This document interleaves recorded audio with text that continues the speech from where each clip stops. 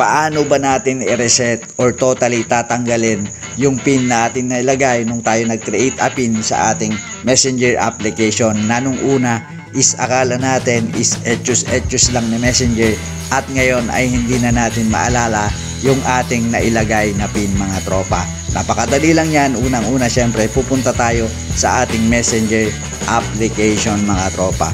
Pagdating mo dito sa application mo ng Messenger is itatap mo lang dito sa left upper part, ayan, and then pagka-tap mo dyan is pupunta ka dito sa icon ng setting ng ating Messenger, mga tropa. Tatap lang natin yan. Pagdating mo dito is i-scroll up mo lang and then pupunta ka dito sa privacy and safety, mga tropa. After mong matap yan is pupunta ka dito sa end-to-end encrypted chats, mga tropa. Tatap mo lang yan and then pupunta ka naman dito sa message storage, mga tropa.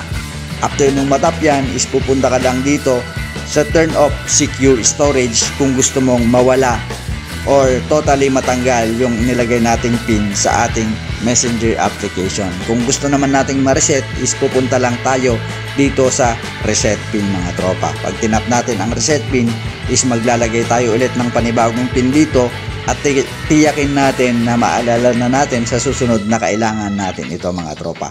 So napakadali lang kung paano i-reset yung pin or kung paano tanggalin yung pin na ating inilagay nung tayo mag-fill up sa create a pin dito sa Messenger, mga tropa. So kung may natutunan ka ngayon sa ating panibagong content, kung deserve kong makahingi sa ng subscribe, yan, maraming salamat. I really appreciate that. Tap mo na rin yung bell icon dyan sa baba para ikaw ang unang ma-update, ikaw yung unang ma-notify, ikaw na rin yung unang makapanood sa ating mga susunod pang mabibisang mga content, mga tropa. So kung gusto mo na mga ma-shoutout, comment down below lang sa ating comment section.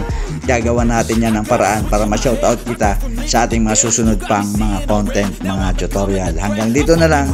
God bless.